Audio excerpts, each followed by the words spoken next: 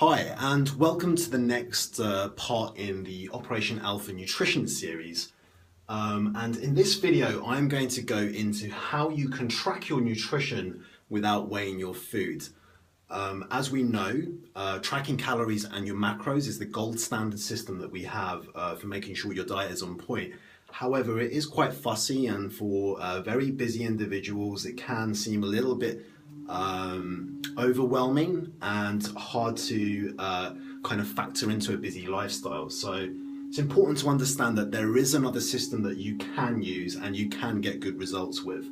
And while it's not quite as accurate, obviously, it's still a fairly accurate system that you can use. So the first thing is to say is that, I'm assuming that you have health and fitness goals that you're looking to achieve.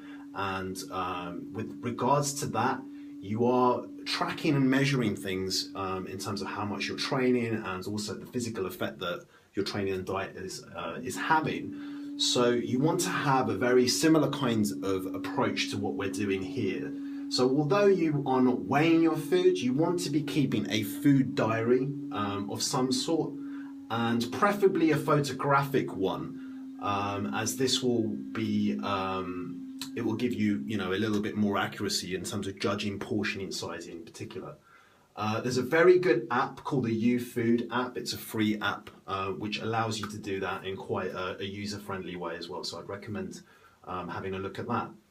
Now, the idea here is that if you're going to do this, you need to record everything 100%, because if you don't do that, it defeats the purpose of what you're trying to do, and obviously it alters the data that you're working with. So try to remove any kind of judgment as to whether your entries are good or bad, and just get into the habit of just recording everything, because that is going to give you the data you need to produce the outcome you're looking for.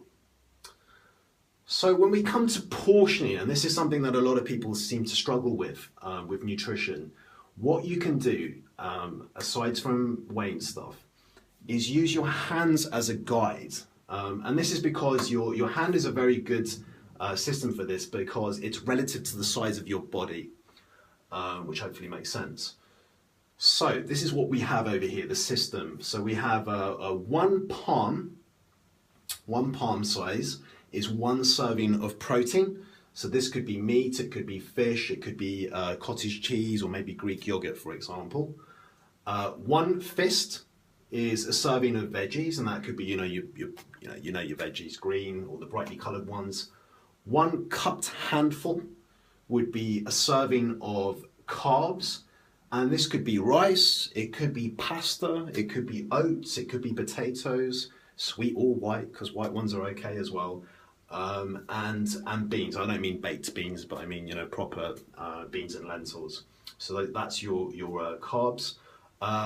Fat, one thumb. As we know, fat is the most calorific macronutrient, and that would represent the oils that you might use in cooking, butter, nut butter like peanut butter, and seeds and nuts if you eat them.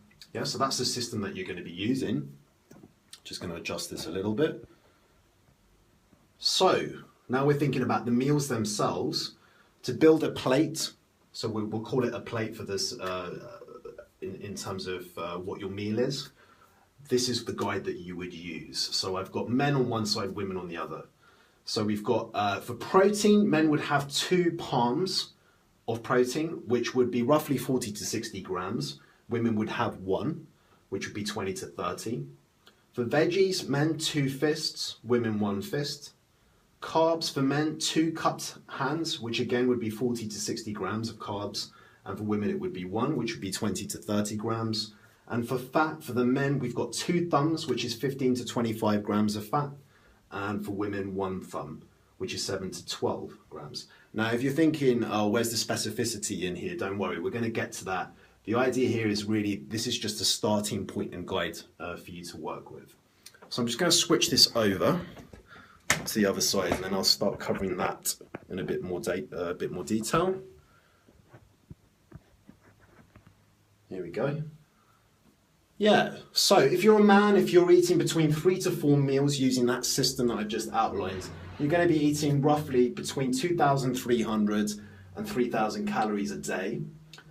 If you're a woman eating 3 to 4 meals using that system, it's going to be 1,200 to 1,500 calories per day. Now, some of these numbers might seem a little bit high or low, depending on who you are, but don't worry, we're going to cover that. So if you're an active man, this is another way of actually looking at the portioning. You're looking at kind of 6 to 8 servings of each food group per day, and if you're an active woman, it would be 4 to 6 servings of each food group per day.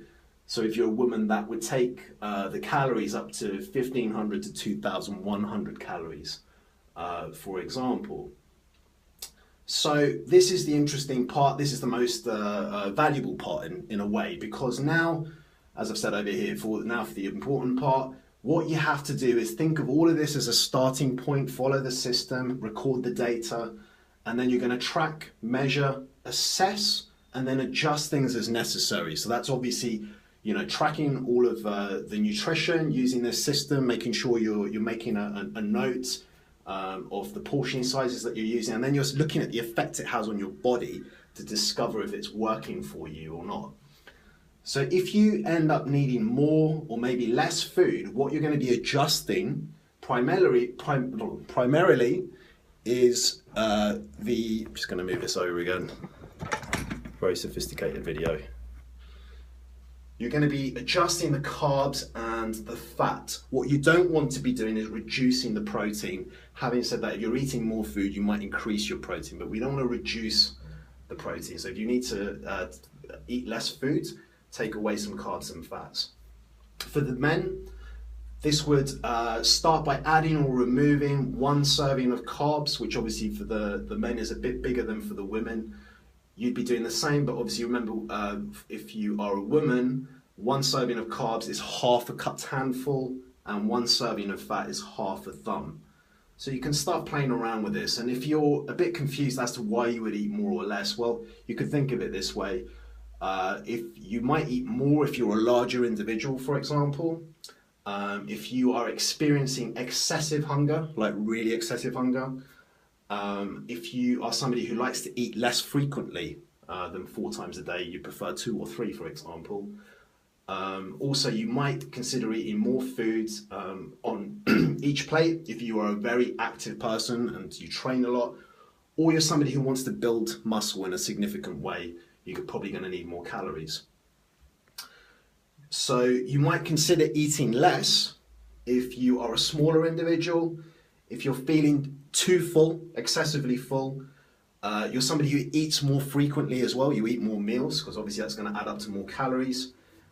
If you're not a very active person, and you know, probably for most people who are looking to lose weight and specifically get fat loss, if that's not happening while you're following this, you're obviously eating a bit too much food and it needs to be adjusted. So you would reduce it until you find that sweet spot. But if you've got the tracking, the measuring, taking the diary, you're using the system, you're recording everything, and you're seeing the effect that it has, after a couple of weeks, you're going to discover the sweet spot. You're going to discover exactly how you need to be portioning things in a way that supports your health and gets you towards your fitness goals and creates complete clarity about how much you should be eating. Okay, that wraps that up. If you have any questions or feedback, you can email me at wolfpack@operation-alpha.com. Cheers.